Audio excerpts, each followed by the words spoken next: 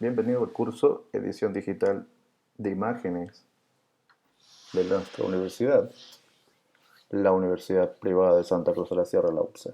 Mi nombre es Ricardo Sanginés y creo que todos ya me conocen en clases. En este momento estoy haciendo un repaso integral de lo que nosotros avanzamos hasta el momento en nuestra materia. Este material, para los que no lo conocen, se encuentra ubicado en la plataforma de la universidad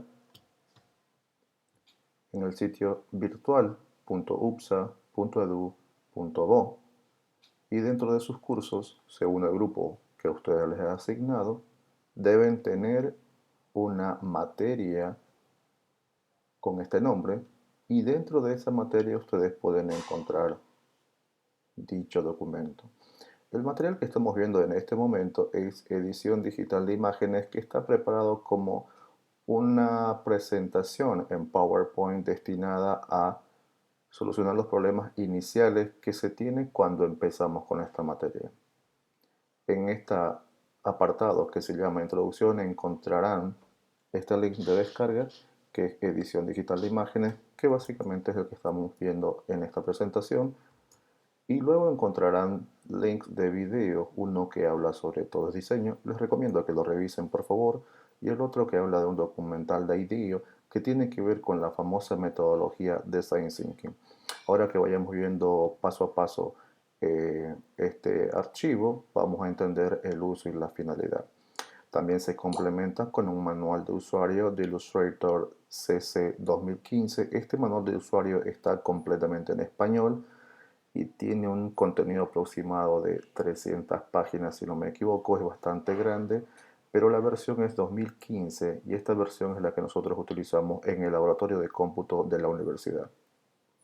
Yo recomiendo, sin embargo, que todos tengan instalados en sus computadoras versiones nuevas. Puede ser la versión 2019, la 2020, ya que el cambio de esta versión del 2015 a la versión 2020, que es el año que estamos en este momento, muy probable sea muy poco, muy mínimo los cambios. Más adelante también vamos a mirar un poco ese detalle y esa diferencia. Hasta ahora también nosotros hemos ido acumulando dentro del contenido de programa de Adobe Illustrator las herramientas de Adobe Illustrator. En este caso hay una carpeta llamada Material de Avance donde encontrarán todo el contenido del avance que se tiene, es decir, los archivos que se tienen para esta finalidad. Y luego tenemos un banco de ejercicios donde también nosotros hemos colocado algunos ejercicios. Este tipo de iconografía, este es el banco de ejercicio por si acaso, esta iconografía tiene que ver mucho con el depósito. Nosotros hasta el momento hemos hecho 6 prácticos, uno que tiene que ver con las herramientas básicas que también tienen mucha relación con este tipo de avances que tenemos. Tenemos 7 carpetas que hay que descargarlas una por una, que vienen totalmente comprimidas en archivos zip y que ustedes van a encontrar en las descargas dándole un clic. Pueden descargar toda la carpeta completa o archivos por archivos. Los que ya han avanzado en este curso probablemente entiendan mucho sobre este tipo de archivos que nosotros hicimos en práctica, pero básicamente este es el lugar donde prácticos que nosotros elevamos a plataformas son depositados con fecha y hora determinada que aparece específicamente en la aplicación de la UPSA. Además, el último ejercicio que nosotros llevamos a hacer fue el de ejercicio de grilla, construcción de identidad, hizo logotipos y además puse una carpeta que se llama ejemplo de creación de marca donde tienen un ejemplo con la aplicación completa de la marca y además otro tipo de aplicaciones desarrolladas con algunas similitudes que nosotros tomamos como ejemplo para el desarrollo. Es importante que entendamos de que esta materia tiene que ver mucho en el semestre con el manejo de la herramienta que en este momento está en boga, que tiene que ver el uso de la herramienta de Adobe Illustrator y por otra parte la opción del manejo de Adobe Photoshop. Esto es un poco sobre mí. Consulten por favor el avance que hemos tenido nosotros inicialmente y esto también lo hemos visto poco a poco. Para el que le ha quedado algún tipo de dudas, por favor, necesariamente nos debemos reunir en la universidad para hacer un poco el repaso si surgen algunas dudas.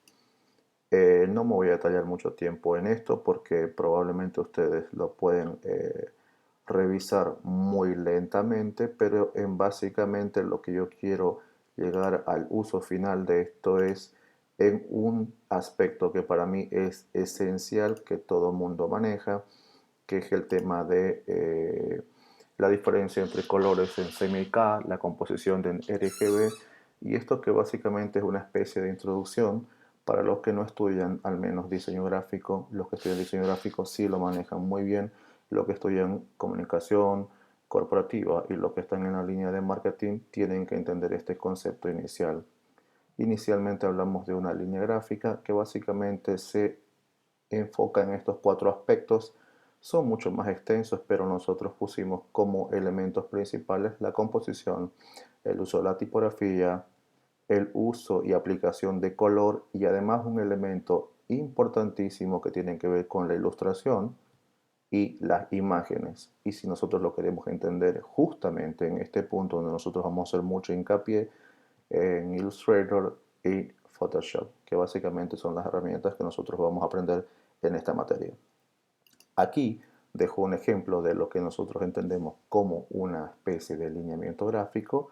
Muy rápido paso a explicar esto. Tiene que ver mucho con el uso y aplicación de una marca, el uso de colores, la aplicación, la elección de tipografías en base al concepto de visibilidad y legibilidad, que es muy importante también, y que todas las empresas sean visibles para el público. En este caso se tienen tres elementos que ustedes están viendo como parte de una campaña de redes sociales. Tienen una similitud en la estructura de fondo, sin embargo el contenido de la información va variando. Esto es lo acondicionado, lo interesante, lo real, lo que en realidad buscamos para mantener una unidad de criterio, y esto se conoce como una línea gráfica o también lineamiento gráfico, que vendría a ayudar mucho para el posicionamiento. Esto también tiene que ver mucho con el uso de marca, con el uso de la aplicación de la marca sobre la papelería, aplicaciones web, aplicaciones en app, todo lo que tiene que ver con material promocional, etcétera, etcétera. Tiene que ser, insisto, una especie de conjunto, tiene que tener mucha relación y el estilo de diseño tiene que estar aplicado y ser visible en ese tipo de material. Lo mismo sucede con la fotografía, la composición. Lo que se busca es una línea gráfica muy importante. Otro recurso que se maneja mucho en la jerga publicitaria tiene que ver, y obviamente de diseño, tiene que ver con el key visual o el key visual aquí, donde el aspecto principal de esto es que sea simple y entendible, debe ser único y distintivo de la competencia, debe ser susceptible a ser aplicado a cualquier medio, repito, a cualquier medio, y no necesariamente tiene que ver con el tema de que sea gráfico o estático, más todo lo contrario. Hablamos de campañas 360, entonces un key visual tiene que ver mucho con la animación, tiene que ver mucho con una campaña en redes sociales, un spot de televisión, etcétera, etcétera. Y además tienen que ver una interpelación al público objetivo, obviamente en clara búsqueda de una visibilidad, un objetivo muy claro. Básicamente el Key Visual son elementos gráficos visuales que tienen que manejarse muy íntimo dentro de una agencia de publicidad. Estos son los elementos de composición inicial que terminan ayudando a nosotros en una probable campaña, y a partir de aquí todo el equipo de trabajo dentro de una agencia va eligiendo los elementos más importantes, obviamente primero guiados por el cliente. El director creativo junto a su equipo trabajan en la definición de la estructura de la campaña y posteriormente se hacen las adaptaciones para diferentes soportes y medios, entendiendo de que deben ser para muchos soportes. Aquí tengo un ejemplo. Esto no tiene contenido de texto, ni redacción, ni copy, como se conoce inicialmente. No tiene que ver nada con copiar, sino hace referencia al copy como texto, la información que hace relevancia dentro de una campaña específicamente. Se buscan textos que sean muy vendedores, muy llamativos y que tengan que ver reforzar con el significado de la palabra lo que nosotros queremos decir con la imagen. Ese es un complemento, pero el key visual básicamente va destinado específicamente con la imagen. específica dentro de un estudio o una agencia de publicidad. Por eso es que no vamos a encontrar textos, muy difícil que encontremos textos, salvo que nosotros tengamos una base inicial o el diseño sea específicamente con un estilo tipográfico que básicamente tiene que ver mucho con la definición de una línea gráfica inicial y además esta no es lo único, esto es lo único que nos está mostrando en realidad, ¿no? El estilo de diseño gráfico, como en este caso. No tenemos ya aquí texto aplicado, pero no hay ningún texto que nos ayude a vender específicamente. Aquí también tenemos texto, la atención visual está centrada específicamente en el texto que está totalmente diseñado con los efectos que están buscando específicamente y esto necesariamente tiene que sufrir una adaptación para el medio o soporte donde será publicado o visto. Además, en esta presentación ustedes también tienen la posibilidad de conocer un poco la metodología. Existen muchos tipos de metodologías para poder seguir un proceso creativo en la búsqueda de una composición ideal, pero sin embargo en la plataforma yo había colocado algunos tipos de recursos visuales donde yo doy algunos links donde ustedes puedan revisarlo y ayudarse un poquito más con la idea.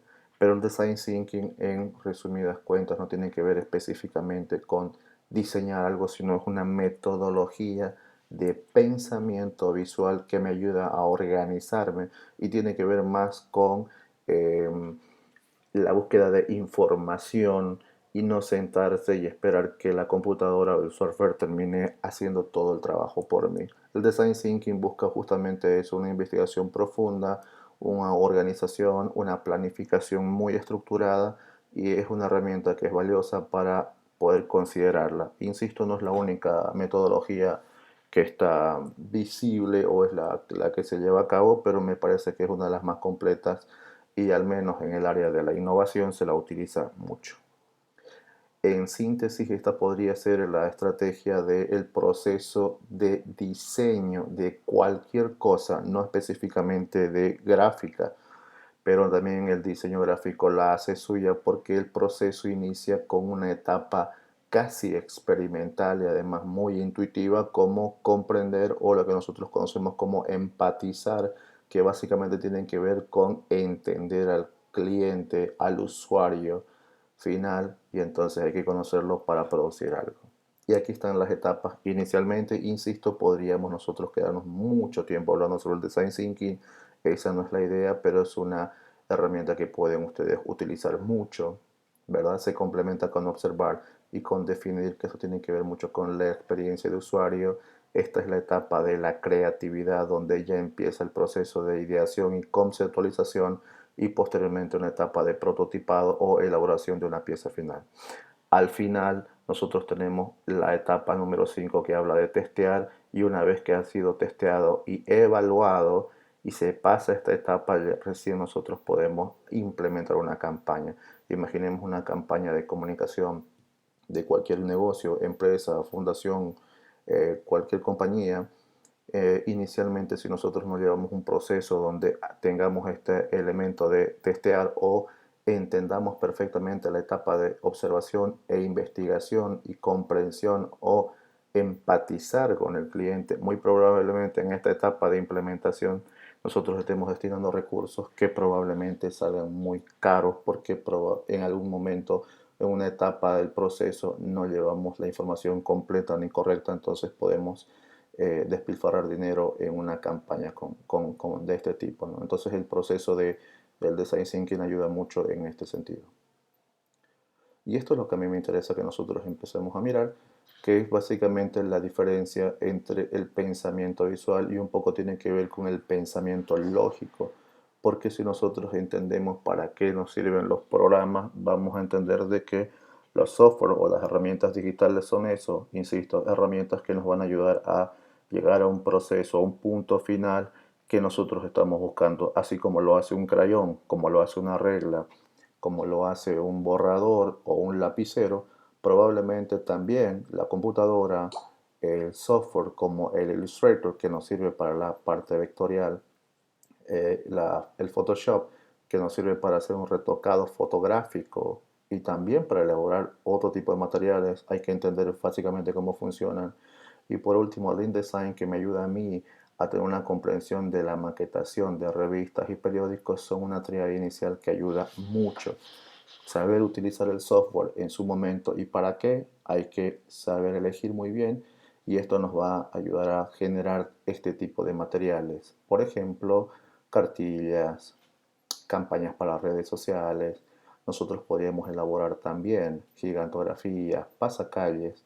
También se podría dar la opción de poder generar diseño o aplicaciones de campañas sobre tela, sobre bolsas plásticas y además una cantidad infinita de recursos y soportes que podríamos utilizar.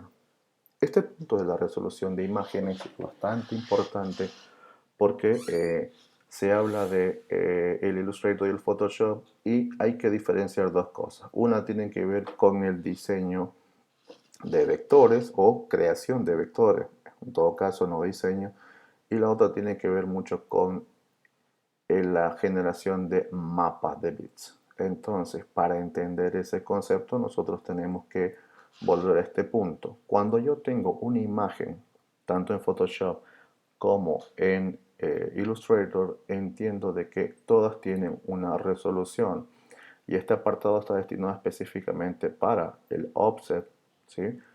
Porque estamos viendo de que una resolución de 300 dpi es ideal para mandar a impresión, una resolución de 72 dpi es ideal para enviarla a una web, y una resolución de 10 dpi básicamente será de este tipo de cualidad porque los píxeles empiezan a reventar. Aquí yo dejo un cuadro donde hace referencia más o menos en cómo necesitamos nosotros tener nuestros píxeles, y entiéndase bien, esto tiene que ver con mapas de bits, y esta resolución tiene que ver con eso, resoluciones en mapa de bits o imágenes directamente generadas de manera digital y no vectorial. Ahora, se pueden generar imágenes en RGB e imágenes en CMYK.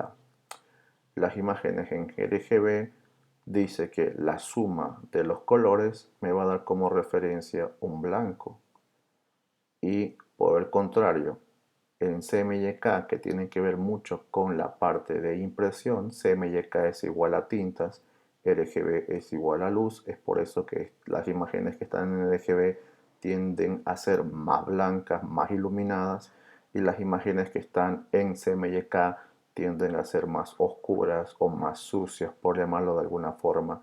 Entonces, esto tiene que ver mucho con tinta, y esto tiene que ver con pantallas, con monitores, con celulares, con smartwatch, todo lo que tenga que ver con iluminación. Por eso es que nosotros tenemos el sistema de colores RGB, y yo voy a preferir este tipo de composición cuando tenga que desarrollar proyectos que no van a ser impresos, sino que simplemente van a ser vistos en pantallas, y voy a preferir los sistemas de color CMYK cuando yo voy a imprimir, es decir, si voy a mandar un folleto, un flyer, un cartel, un afiche para que me reproduzcan en la imprenta. Este es un proceso de impresión común. El CMYK más o menos sería esta la secuencia, tomando en cuenta que empiezo color por color, entonces tengo canales de impresión, y al final el negro tiene que ver con la acentuación de los colores y en la suma de todos. Esta es una herramienta que se utiliza mucho en el proceso de impresión, tiene que ver con el cuenta hilos. Estas son las guías de colores, los pantones, registros de colores, etcétera, que tienen mucho valor técnico. Este sería básicamente un ejemplo claro de cómo se vería una imagen en cian, magenta, amarillo y negro, y la suma de estos cuatro canales que ya vimos anteriormente me darían a mí este proceso final de color impreso en CMYK. Si ustedes se dan cuenta, esta pantalla que ustedes están viendo en este momento tiene una iluminación, y la ganancia de tintas aquí no es tan notoria, pero si nosotros utilizamos el famoso cuenta hilos que lo vimos hace un momento, muy probablemente nosotros nos demos cuenta que la impresión es una suma de puntos, puntos o gotitas de color que tienen que ver mucho con la cantidad de colores que nosotros vamos a imprimir en un papel. Hay una diferencia tremenda entre lo que son gráficos o imágenes vectoriales y lo que son mapas de bits o las imágenes que nosotros conocemos comúnmente. Para hacerlo un poco más visual, yo voy a utilizar esta imagen que es totalmente vectorial. Fíjense que cada elemento está totalmente suelto y si yo de alguna manera quisiera utilizar algún elemento de esta composición, basta con seleccionarla y podría mover más o menos como esto. Tendría la selección, podría desagrupar esto que en este momento está agrupado. Si yo quiero algún elemento, puedo moverlo e inclusive puedo distorsionar porque esta imagen vectorial me lo permite. Esa es la ventaja de trabajar sobre una imagen totalmente vectorial. ¿Qué es una imagen vectorial? Las imágenes vectoriales se construyen sobre figuras geométricas generadas por un conjunto de vectores. Geométricamente es representado con una flecha que parte de un punto de origen y apunta a un punto de destino. En realidad, lo que nosotros tenemos que saber de las imágenes vectoriales es que estas jamás se van a distorsionar, son ideales para hacer desarrollo de identidades corporativas o lo que comúnmente conocen como un logotipo, como en este caso, o algún tipo de elemento extra que a mí me permite manipular a toda mis gustos o mis anchas porque no voy a sufrir ningún tipo de distorsión. Ahora, ¿cómo se entiende un mapa de bits? Un mapa de bits tiene que ver con un píxel. Recuerdan que hace un momento hablábamos sobre la diferencia entre el RGB y el CMYK en base a colores, pues bueno, tiene que ver mucho también con eso, porque la imagen o los bitmaps o mapa de bits tienen que ver con un cuadro de luz. Vamos a Photoshop, que es el software que maneja inicialmente las imágenes. Aquí yo tengo Photoshop para este ejemplo y yo voy a acercarme y si ustedes notan, ya cuando me acerco más empieza a cuadricular, ¿verdad? Entonces esta imagen está cuadriculada, es la suma de esos cuadrados que me hacía referencia, cuadrados de luz que se representan en cualquier color y nivel de brillo.